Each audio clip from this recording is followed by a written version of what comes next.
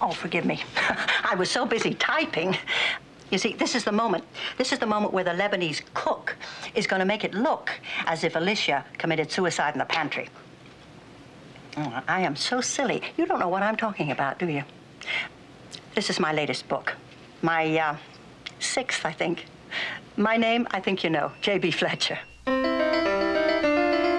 Nobody had ever done a series that featured an older woman. We had a show where we broke all the rules. I thought to myself, oh, I hope to goodness that those stories are going to be okay. It just goes to show it doesn't pay to listen to idle gossip. CBS was getting beaten badly on Sunday nights. And in desperation, they ran an Agatha Christie movie. And I think it was Murder on the Orient Express, I'm not sure. And lo and behold, it beat NBC and ABC. So they initially thought it might have been a fluke. And a few weeks later, they purchased another Agatha Christie-type movie and ran it. Same thing happened. Harvey Shepard, who was the senior vice president of programming at CBS, wanted to do a mystery with a woman. And Dick Levinson and I were very surprised because usually there hadn't been any big hits with a woman protagonist carrying the series. Usually the woman was bailed out by all the male associates that she had. And we figured if we're going to do a mystery show with a woman, it's not going to be like that. Peter Fisher wrote the script from a story that Dick and I and Peter concocted. But now we had to come up with somebody who would satisfy CBS. Mrs. Fletcher, what an unexpected pleasure. I have spent many happy hours between the covers of your books. I first heard about Murder, She Wrote, actually. Sitting in my apartment in New York City, I decided that I wanted to come to the coast and do television. We had been big fans of Angela Lansbury through the years. We were big Broadway nuts, but we figured Harvey probably has never heard of her. She'd done some television, not a lot. So it was great trepidation. Dick, Peter, and I pitched him, and he flipped out. It seemed that Harvey loved Angela Lansbury. Next, we had a meeting. We had to sell Angela, obviously, in the Black Tower in the president of television's office on a Friday afternoon I'll never forget. Angela came, her usual self, charming, very decent woman. We pitched her.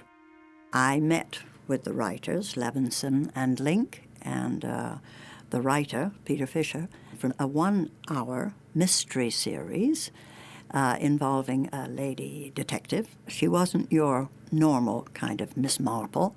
She had a lot of qualities about her that I found very attractive. So she says, no, I'll read your script because I like this concept of a woman detective, and she's strong-willed, and she's her own person. I have certainly been very patient under the circumstances, but I know my rights, and I insist on phoning my attorney. It just seemed to be a wonderful meeting of the minds. And then she told us something, and our collective hearts sank. She said that weekend she was going to read a new sitcom from Norman Lear. And I will tell you Monday morning which one I choose. It'll be one or the other.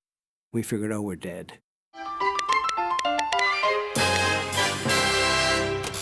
The half hour didn't work out, even though I met with the producer. But Jessica Fletcher, there was something about it that I found very attractive, and I thought, I can do something with this. And sure enough, Monday morning, she called and said, I'm yours. And that was great. That was the beginning. Then life played a nasty trick. Well, doesn't it always? They wanted a 2-hour movie, not a 90, but a 2-hour movie, and it had to be in New York the first Tuesday in May. And we said, oh, no, no, no. And all of a sudden, we got a crazy thought in our head. What if we just shot maybe 3-4 key scenes of the movie? She can fill the story in by talking to the camera. 3 years ago, April, I got that fateful phone call from my nephew, Grady. So the day came that we were starting with her and had a small set built. And she was sitting there, she said, the prop man, is he around any place? I want one of those old-fashioned phones where you can take the receiver off, etc., and have a long cable on it. And she's building a noose. And this was her thought. No one told her to do this. You know, the Lebanese is going to try to hang Alicia in the basement with this. She's just a little bit of a thing, so I think it'll hold. Yep. Couldn't believe what we were watching and listening to. And then Tuesday, I received a call from New York, and the people were yelling and screaming in the background. It was the advertising people all screaming they want the show.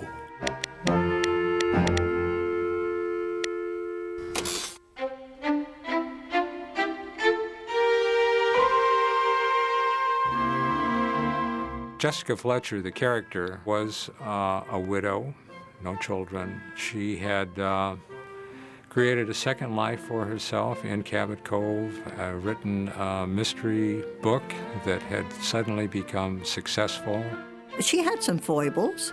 Yeah, I hope she had a lot of charming things, little things that she did that you liked about her, you know? She rode a bicycle and she planted flowers. She never drove a car, you know that. Do you know why she didn't drive a car?